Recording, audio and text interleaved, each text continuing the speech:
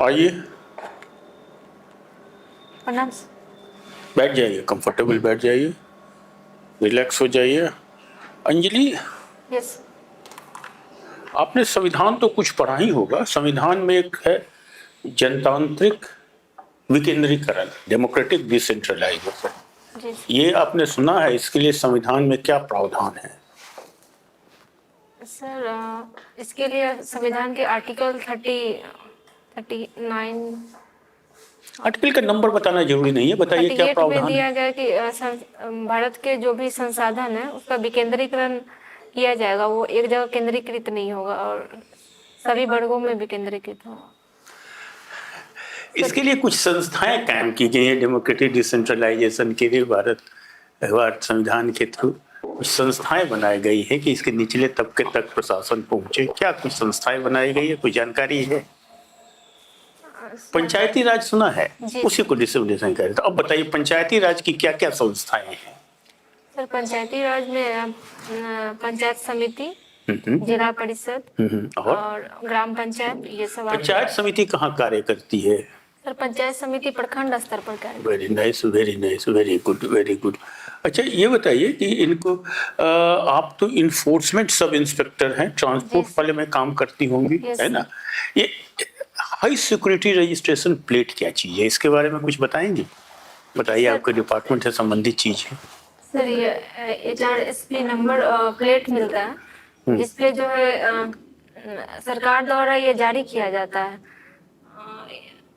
Sir, इसके बारे में अभी सर, साधारण नंबर प्लेट है, चाहे सब तो कंपलसरी कर दी गई, क्या फर्क है दोनों में? कोई अंदाज? कुछ नहीं सर, ये जो है कंपनी द्वारा दिया जाता है, लेकिन सरकार जो है इसको बाद में DTO द्वारा इसको निर्गत किया जाता है और बिना HSRP नंबर के कोई गाड़ी बाहर नहीं, मतलब ऐसा रेगुलेशन आया है। बिना HSRP नंबर के कोई गाड़ी जो है। इससे फायदा क्या है, कुछ बताएंगे? क्यों इसको किया, प्रमोट किया जा रहा है? कोई फायदा क्या है सकता है इससे? सर, इससे सभी गाड़ी की पहचान जो है संभव हो सकेगी। आप तो एक इन्फोर्समेंट सब इंस्पेक्टर, आजकल देश में एक इन्फोर्समेंट डायरेक्टरेट की बहुत चर्चा है, ईडी। ये क्या संस्था है? सर, ईडी जो है भारत सरकार के वित्त विभाग के अंतर्गत एक संस्था है जो मनी लॉन्ड्रिंग से संबंधित और भ्रष्टाचार से जुड़े मामलों का निस्तारण करती है। आपने मनी लॉन्ड्रिंग का क्या मतलब होता है? लॉन्ड्री तो धुलाई उलाई को, कपड़ों को कहती है, मनी लॉन्ड्रिंग का क्या मतलब होता है? सर, जहाँ पे पैसा का लेन देन अवैध तरीके से होता है उसको मनी लॉन्ड्रिंग। तो ये जो है एजेंसी हुई भारत सरकार की, ये किस कानून के तहत काम करती है? जैसे आप तो मोटर व्हीकल एक्ट के तहत काम करती है, इन्फोर्समेंट है, वो भी इन्फोर्समेंट है, तो उनका क्या कानून है? दो कानून उनके है, जानकारी है? जी सर, याद नहीं है सर, सॉरी। अच्छा, एक बात बताइए, एक लोक अदालत क्या चीज होती है, ये जाना है? लोक अदालत है, इनके बारे में कुछ बताएंगी? सर, लोक अदालत जो है जनता के लिए सरकार द्वारा लगाया जाता है, जिसमें उनकी समस्याओं को सुना जाता है और उसके माध्यम से निस्तारण।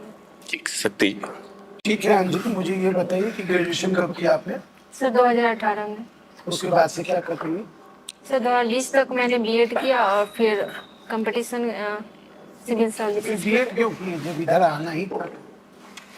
सर, उस समय मैं एक 2018 के बाद मैं डिसाइड नहीं कर पाई थी, तो BEd करना जो है टीचिंग क्षेत्र में जाने के लिए मैं की थी और सिक्योरिटी के लिए। बट उसके बाद मुझे लगा कि मैं सिविल सर्विसेज की तैयारी करके मैं अपनी क्षमता का अच्छे से उपयोग कर पाऊंगी, इसलिए मैंने सिविल अच्छा, हिंदी ऑप्शनल है आपका? जी सर। क्या पढ़ी है उसमें हिंदी में? सर, हिंदी में सभी कालखंड के बारे में पढ़ी हूँ और उपन्यास और कहानी जो भी सिलेबस में है उसके बारे में। अच्छा, आप मुझे गोदान के बारे में बताइए कि गोदान किस श्रेणी का है? क्या इसे महाकाव्य के श्रेणी में रखेंगे गोदान को? सर, ये उपन्यास है। उपन्यास को महाकाव्यात्मक उपन्यास की श्रेणी में रखा जा सकता है। जैसे उपन्यास पहले जो महाकाव्य थे, आधुनिक काल में उपन्यास को अब गद्य विधा के रूप में देखा गया है और और कुछ? सर क्वेश्चन नहीं समझ। ठीक। आप मुझे ये बताइए कि राष्ट्रपति के चुनाव और उसके रिमूवल के तरीका के बारे में। सर राष्ट्रपति का चुनाव जो अनुपातिक प्रतिनिधित्व प्रणाली के आधार पर होता है, जिसमें डायरेक्ट जनता चुनाव नहीं करती है, बल्कि विधानसभा और राज्यसभा, फिर ये सारे सदस्य, लोकसभा के सदस्य चुनाव करते हैं। सारे सदस्य होंगे कि कौन होंगे? सर वो जनता द्वारा प्रत्यक्ष रूप से चुने जाते हैं, वो उनका चुनाव करते हैं। अच्छा। और रिमूवल की प्रक्रिया महाभियोग की प्रक्रिया द्वारा होती है, और जिसमें संसद में प्रस्ताव लाया जाता है किन्हीं 50 सांसदों के अनुमोदन पर, और उसके बाद वो प्रक्रिया शुरू होती है। अच्छा, अपना 2 स्ट्रेंथ और 2 वीकनेस बता दीजिए। सर क्वेश्चन नहीं समझ पाए। 2 स्ट्रेंथ और 2 वीकनेस बता दीजिए। सर मेरी स्ट्रेंथ है, मैं हार्ड वर्किंग हूँ और मैं ईमानदार हूँ। फिर सर मेरी वीकनेस थोड़ा सा इमोशनल हो जाना। एक कमजोरी? सर और कला क्षेत्र में मेरा कम रुचि है, नहीं कर पाती हूँ, तो ये थोड़ा सा वीकनेस। ठीक। आपका हॉबी बैडमिंटन है? जी सर। राष्ट्रीय खेल क्यों नहीं है? सर मैं राष्ट्रीय बैडमिंटन भारत में बैडमिंटन अभी राष्ट्रीय स्तर पर उतना विकसित नहीं हुआ है। तो आपको तो राष्ट्रीय खेल खेलना चाहिए था, बैडमिंटन क्यों खेलते हैं? सर मेरी रुचि बैडमिंटन खेलने में है। और तो कब तक खेलेंगे? सिर्फ 2 से 3 महीना खेलेंगे ठंड के मौसम में। गर्मी के दिन में आपका हॉबी क्या होगा?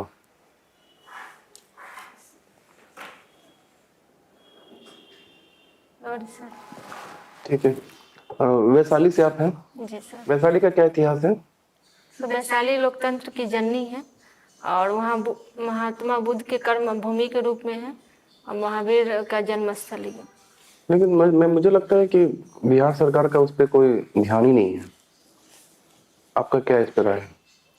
सर बिहार सरकार ध्यान दे रही है, जैसे वहाँ रामायण सर्किट और जैन सर्किट से जोड़ा गया है वैशाली को, और वहाँ पे एक संग्रहालय अभी बन रहा है, और साथ ही वहाँ पे बहुत सारे स्तूप, बौद्ध स्तूप हैं, और बहुत सारे और भी कुछ योजनाएं वहाँ पे गई हैं भारत सरकार का, बिहार सरकार का? सर पर्यटन से संबंधित योजनाएं तो हैं। और कुछ? सर जो राज्य में योजनाएं चलती है वो वैशाली में भी योजनाएं चलती हैं। अच्छा ठीक है। ये द्विवेदी युग जानते हैं ना? जी सर। इनके कौन से थे कवि? सर द्विवेदी युग में मैथिली शरण गुप्त, और किनके नाम पे ये द्विवेदी युग पड़ा था? सर महावीर प्रसाद द्विवेदी के नाम। उनकी क्या कुछ रचनाएं का नाम बताएं?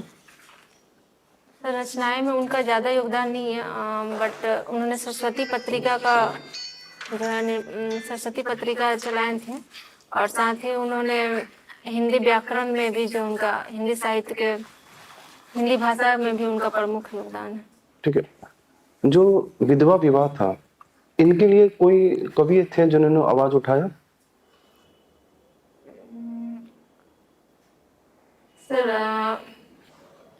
एक कवि लिखे हैं, लेकिन नाम नहीं याद आ रहा, से कौन कलेजो नहीं कसकत सुन विपत्ति बाल विधवन की।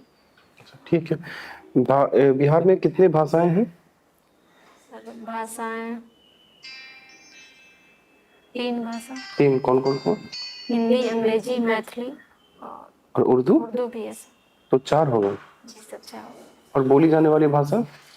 सर बोली जाने वाली भाषा में बहुत सारी भोजपुरी, वज्जिका और मगही, ये सब आ जाएंगे। आपका पोस्ट प्रेफरेंस क्या है?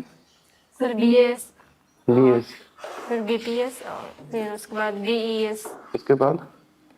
सर सारे पोस्ट का नाम याद है? सर अभी याद नहीं है। अभी याद नहीं है। ठीक है सर। अंजलि, आपका इंटरव्यू खत्म हुआ, आप जा सकती हैं।